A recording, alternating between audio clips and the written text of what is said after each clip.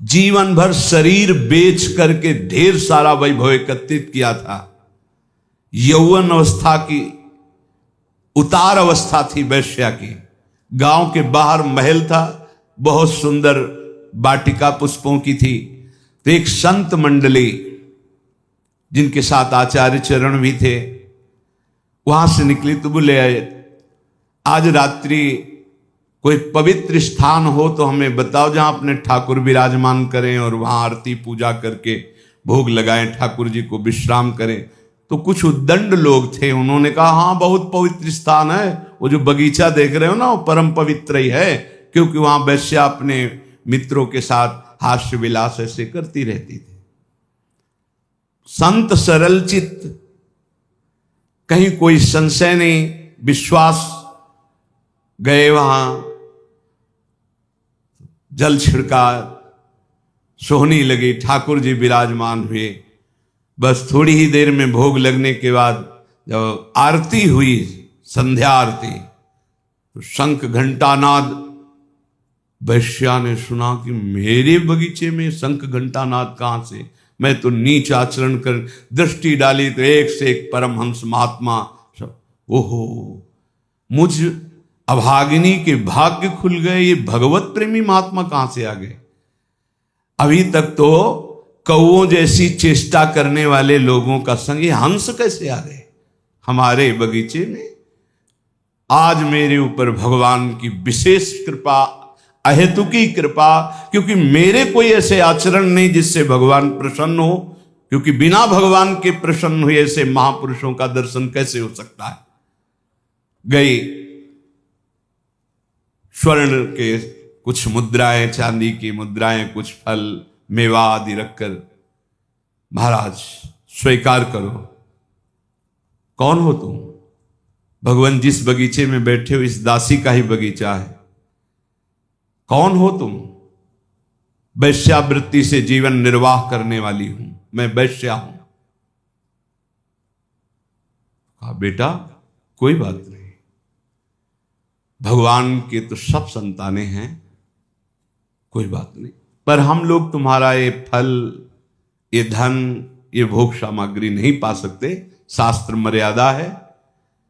तो क्या भगवान हमारे उद्धार के लिए कोई रास्ता नहीं?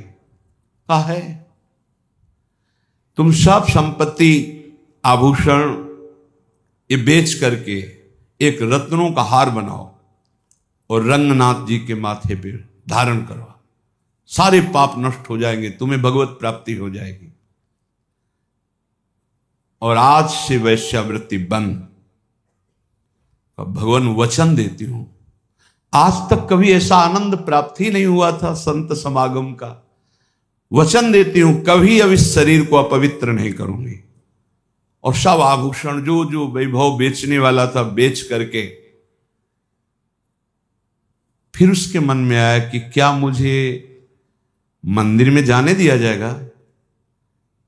आचार्य चरण से प्रार्थना की, प्रभु मैं वैश्या हूं और प्रसिद्ध हूं, क्या मुझे मंदिर में जाने दिया जाएगा। तो उन्होंने कहा जब हम आदेश करेंगे तो मंदिर में जाने दिया जाए, तुम अपने हाथ से समर्पित करना, प्रभु स्वयं स्वीकार करेंगे। जब द्रवई दीन दयालु राघव तो साधु संगति पाई, जब साधु संगति मिल जाती है तो संस्कृति का अंत हो जाता है। सबको आश्चर्यचकित था, इतनी नीच आचरण करने वाली अपने हाथ से कैसे भगवान के मस्तक पर, मुकुट पर। आचार्य चरण ने कहा जब तैयार हो गया मुकुट तो चलो। जीव ही आगे चलना हुआ, रुक गई। भगवान मेरा पाप, मेरा पिंड नहीं छोड़ रहे, क्या हुआ, मैं रजस्वला हो गई, अब कैसे। कर तुम मकर तुम मन था कर तुम, सर्व समर्थ आचार्य इष्ट से भी ज्यादा। तो सब लोगों ने सुन लिया था, रजस्वला स्त्री का भगवद श्री विग्रह स्पर्श करना निषेध है, क्योंकि वह पवित्र होती है। कहा चलो चलो जाओ। सबने रोका, प्रभु आप आचार्य हैं, आप कैसा, अगर रंगनाथ जी स्वीकार कर रहे हैं तो तुम्हें किसी को रोकने की जरूरत नहीं, और रंगनाथ जी स्वीकार करें इसका प्रमाण होगा कि सर झुका देंगे।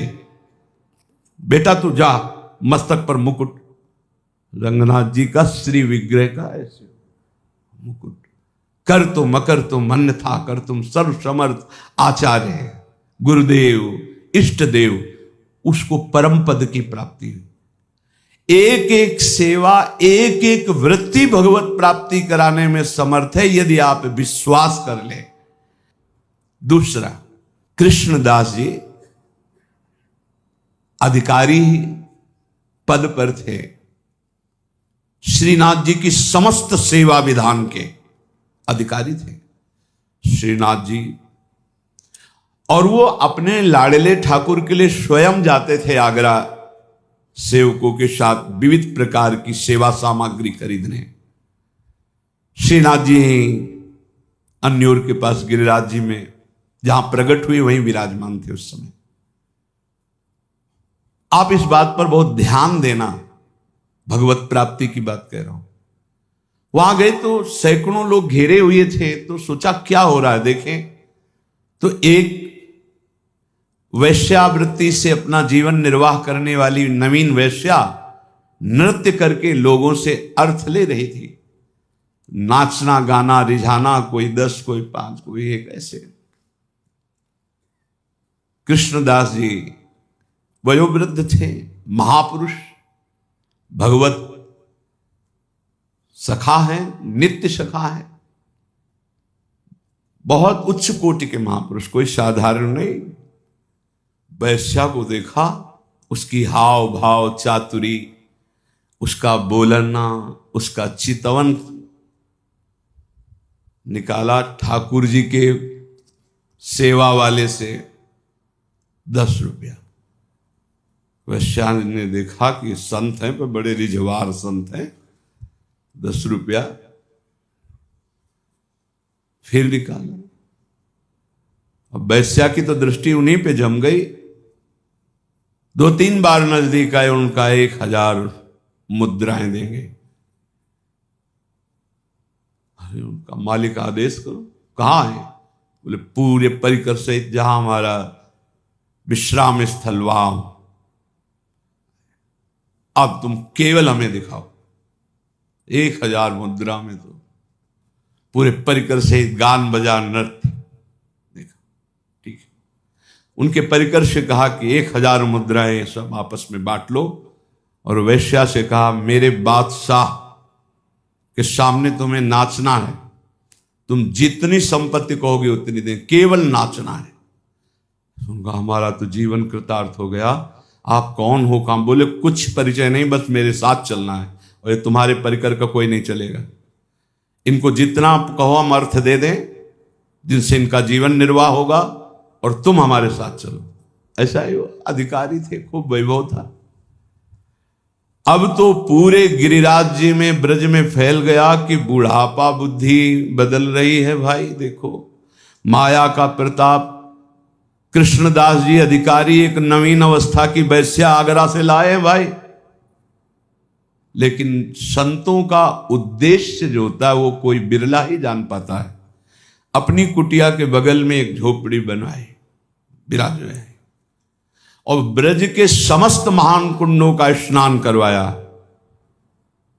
फिर सुंदर पद पूर्ण रूप से अपनी रस रीति से गाना सिखाया, उसे ऐसे गायन किया है, और अपनी रसरीति के वाद्य। एक दिन कहा चलो आज अपने बादशाह के सामने हम पेश करते हैं। तुमको वैसे ही पेश होना है जैसे बादशाह के सामने पेश हुआ जाता है। अगर मेरे साहब रीझ गए तो जन्म जन्म की बिगड़ी तेरी बन जाएगी। अभी तक नहीं बताया था किसके पास ले जा रहे। बोले चल और देख, ये मत समझना कि मेरे बादशाह मूर्ति है, साक्षात विराजमान है। उसने कहा मुझे तो पैसे से मतलब है, वो मनमानी पैसा देंगे, बस तू रिझा दे। और श्रीनाथ जी के पास जाके कहा प्रभु जब जब आगरा गए हैं तो आपकी पसंद की चीज लाए हैं, आज एक पसंद की वस्तु हम लाए और आपको भेंट कर रहे हैं, स्वीकार करो। वो श्रीनाथ जी को नमन करके जीव ही नृत्य शुरू किया और पूरा पद गाया। पद गा के जीव ही ऐसे किया, ऐसे देखा, कूट मनमथ मनमथा, करोड़ करोड़ काम को मूर्छित कर देने वाले अधरों पर बंशी, विशाल नेत्र, बंक कटाक्ष, एक मुस्कान में मर गए, प्राण निकल गए, उसी क्षण निकल गए, परम पद को प्राप्त। क्या है भगवत प्राप्ति? क्या किया इसने अभी तक? वैश्या, संसार के भोगों में लिप्त एक महात्मा की बात मान ली तो भगवत प्राप्ति हो गई। जिस क्षण जीव आचार्य शरण में हुआ, उसी क्षण से आचार्य ने पकड़ लिया उसे। आचार्य प्रकट ही हुए हैं करुणा करने के लिए। सब प्रकार के दुख दोषों का अपहरण करके अपना महान सुख प्रदान कर देते हैं आचार्य चरण।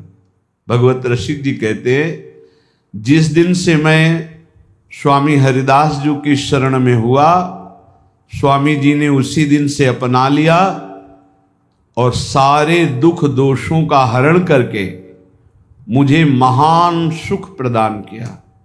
महान सुख जो दुख और सुख दोनों से परे है, अनुकूलता और प्रतिकूलता दोनों से परे है, समत्व, प्रेम, नित्य विहार रस, ये महासुख है। प्रायः हमारी मानुष बुद्धि होने के कारण जब अनुकूलता मिलती है तो लगता है गुरु की बड़ी कृपा है, आचार्य की बड़ी कृपा है, और जब प्रतिकूलता मिलती है तो लगता है शायद वो कृपा हट गई। तो इष्ट आचार्य गुरुदेव क्या स्वार्थी हैं? क्या अल्पज्ञ हैं? क्या वो राग द्वेष करते हैं? नहीं।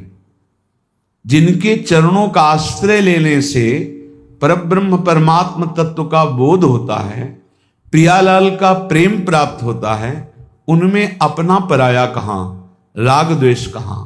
वहां तो एकमात्र शरणागति का निर्वाह है। अब वो कई प्रकार से होता है। कभी कभी आचार्य गुरुदेव इष्ट देव की ऐसी करुणा प्रकट होती है जो बड़ा भयंकर रूप लेती है। हमारे लिए ऐसा लगता है बड़ा भयावना है, और परिणाम बड़ा सुहावना होता है कि यदि वो ऐसी कृपा न करते तो ये परिणाम न मिलता। पक्का मान लीजिए, कभी कभी ऐसा सुहावना लगता है कि बहुत कृपा है, पर सुहावना लगना ज्यादा अच्छा ठीक नहीं, क्योंकि जब भयावना आएगा तब हम सुहावने में पले हैं तो हमारा मन कहीं प्रतिकूल न हो जाए आचार्य चरणों से, गुरुदेव से, इष्ट देव से। इसलिए ये हृदय में चिंतन कीजिए कि आचार्य कृपा, गुरु कृपा, इष्ट कृपा ये एक ही है, और ये परम सुख प्रदान करती है। परम सुख जो ब्रह्मा के द्वारा रचा हुआ नहीं है। जिनके द्वारा ब्रह्मा रचे गए हैं उनका परम सुख, परमात्म सुख, भगवदानंद, प्रेमानंद, ये प्राप्त होता है। भगवत ऋषि जी कहते हैं, जिस दिन से आचार्य की शरण में हुए, उन्होंने अपनाया, सारे दुख दोष नष्ट हुए और मुझे महान सुख प्रदान किया। एक दिन भगवत ऋषिक जी अपने गुरुदेव पूज्य श्री ललित मोहिनी देव जी से टटिया स्थान में जाकर के कहा कि गुरुदेव बहुत संयम से रहता हूं, मधुकरी वृत्ति से रहता हूं, फिर भी काम वेदना बहुत सताती है। मानो ये हर उपासक का प्रश्न है। बहुत संयम से, बहुत इंद्रियों को अंतर्मुख रख के, फिर भी ये काम वेदना सबसे बड़ा वेग है। ये काम बड़े बड़े ज्ञानियों का भी शत्रु है। साधारण पुरुषों को तो मार ही गिराता है, ये ज्ञानियों को भी गिरा देता है। इसमें बड़ा लुभावनापन है। भगवत रसिक जी के गुरुदेव ने कहा श्री ललित मोहिनी देव जी ने कि वो करवा उठा के ला, उसमें पानी भरा, थोड़ी देर में उसमें तेल उतराने लगा। कहा देखो पहले इसमें तेल नहीं दिखाई दे रहा था, कुछ दिन पहले इसमें तेल रखा गया था, सुखाने पर ऐसा लगा तेल खत्म हो गया है, लेकिन पानी डाला तो उसमें ऊपर चिकनाहट दिखाने लगी। देखो ऐसे ही थोड़ी दिन साधना करने पर, तप के द्वारा सुखाने पर ऐसा लगता है काम वेदना नष्ट हो गई, लेकिन जहां काम का संयोग होता है फिर दिखाई देने लगता है। फिर उस करवे को रसोई अमनिया की गई थी तो बहुत आग बची हुई थी, उसी आग में रख दिया। थोड़ी देर के बाद निकाला, फिर पानी डाला, बिल्कुल तेल नहीं आया। बोले देखा अब नहीं। जब प्रभु के मिलन की आग में हृदय जलने लगता है, तड़पने लगता है, रोना सिसकना तड़पना आहों की जागीर, आहा आज की रात गई आप नहीं आए, हाय आज का दिन भी गया आप नहीं आए। तड़प तड़प करके वो एक एक मिनट व्यतीत कर रहा है। उस तड़पन की अग्नि में, विरहाग्नि में फिर ये काम क्रोध लोभ मोह मद मत्सर सब भस्म हो जाते हैं। आचार्य कृपा, गुरु कृपा भगवत मिलन की चाह प्रकट करती है। ये न समझे कि गुरु कृपा आचार्य कृपा से केवल लौकिक सुख सुविधा मिल जाए तो सिद्ध संत, हमारे पुत्र नहीं हो रहा था तो गर्भ रह गया, भाई बड़ी कृपा, बड़े सिद्ध संत, बड़ा सिद्ध दरबार, हमारा काम नहीं बन रहा था अमुक काम बन गया। भूल में मत रहना, ये सुकृत का फल है। संत महापुरुषों के समागम का फल है संस्कृति का अंत हो जाना, द्वंद्वों का नाश हो जाना, प्रियालाल से मिल जाना जिनसे हम जन्म जन्मांतर से बिछड़े हुए हैं। भगवत रसिक जी कहते हैं ये सुख हमें आचार्य चरण ने प्रदान किया।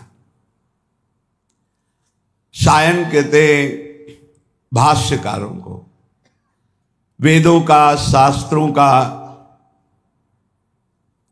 पुराणों का बहुत ज्ञान है, बड़ी कीर्ति है, बड़े महाजन सम्मान प्रतिष्ठा भी है, पर यदि प्रभु से प्रेम नहीं तो इसका क्या होगा?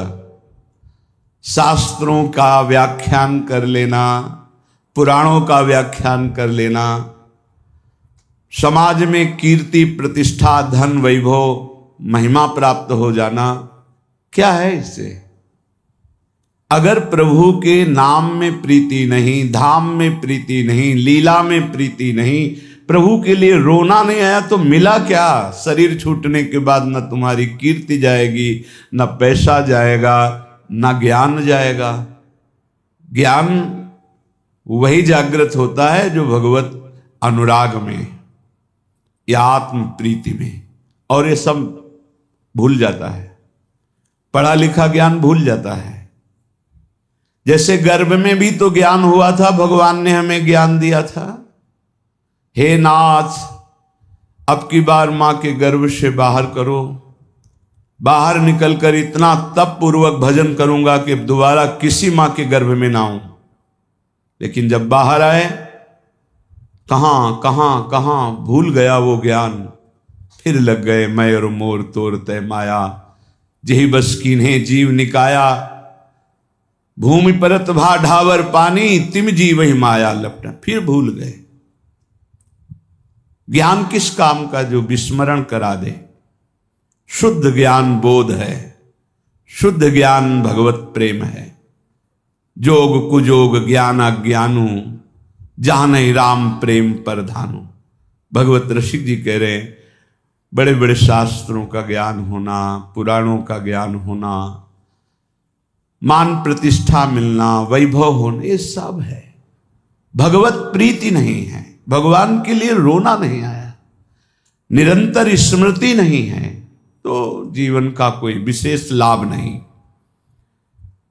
प्रिया प्रीतम के अनन्य भाव में जो डूबे हुए रसिकाचार्य महाजन हैं, इनकी शरणागति मात्र किशोरी जी के चरणों में प्रेम प्रदान करती है। पर शरणागति होती मन से, वचन से, कर्म से, स्वयं से। हमारे कर्म प्रिया प्रीतम के लिए हो, हमारा मन प्रिया प्रीतम में लगे, हमारी वाणी प्रिया प्रीतम का नाम जप करे, गुण कीर्तन पद कीर्तन करे, तो स्वयं में अनुभूति होने लगेगी कि मैं श्यामाजू का हूं, मैं प्रिया प्रीतम का हूं। बोले बड़े बड़े योगियों का पवित्र किया हुआ सूक्ष्म मन भी जिस नित्य विहार रस में अर्थात श्यामा श्याम की प्रेम केली में प्रवेश नहीं कर पाता, वहां स्वामी जी महाराज की कृपा से हमारा प्रवेश हो गया, भगवत ऋषि की कहते हैं। इसलिए हम रसिक चक्र चूड़ामणि श्री स्वामी श्री हरदास जी के चरणों की शरण में हूं, क्योंकि इनकी शरण में आने में वो सुख मिला जो कहीं किसी साधन में नहीं है। उपासक यदि आचार्य शरणागत हो गया है तो फिर अन्य किसी उपासना या किसी अन्य देवी देवता का आश्रय किसी भी प्रलोभन से न ले, तो सर्वस्व की प्राप्ति आचार्य कृपा से ही हो जाती है। आचार्य प्रकट होते ही हैं रस देने के लिए, पर हमारे हृदय में इसलिए वो रस नहीं आ पा रहा कि हमारा मन कहीं और है, वचन कुछ और निकल रहे हैं, क्रियाएं कुछ और हो रही हैं, अभी शरणागति परिपक्व नहीं हुई। श्रीपाद प्रबोधानंद जी देखो इसी शरणागति की प्राप्ति होने पर कह रहे हैं धन्योस्मि, मैं धन्य हो गया। जैसे भगवत ऋषि जी कह रहे मैं धन्य हो गया। बोले मेरी शरणागति पूर्ण हुई कि नहीं ये कौन बताएगा, आपकी छाती बताएगी। धन्योस्मि, मैं धन्य हो गया। कैसे तुम्हें बताएं? स्वप्न में भी भय नहीं होने देते, स्वप्न में भी प्रभु स्वप्न में भी भय नहीं होने देते।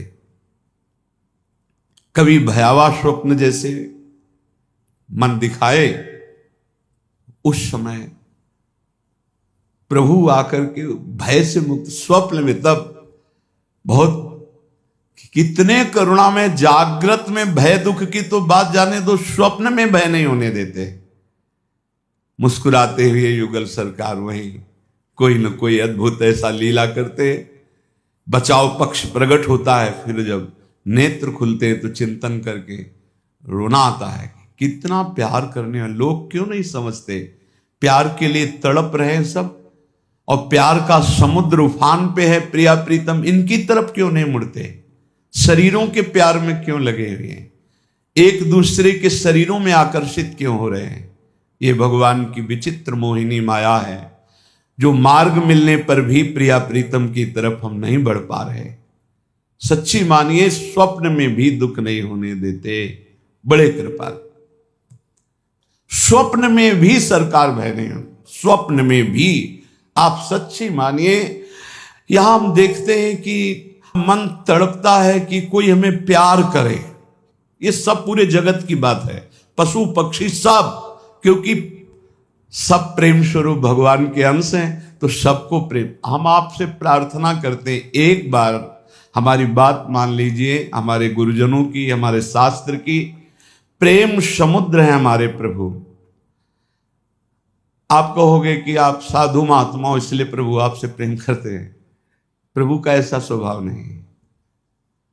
बस प्रभु को एक चीज चाहिए, प्रभु के सिवा आपका अंतर से कोई अपना ना हो, बस इतनी बात करने के लिए सारे शास्त्र, सारी साधनाएं, सब कुछ है।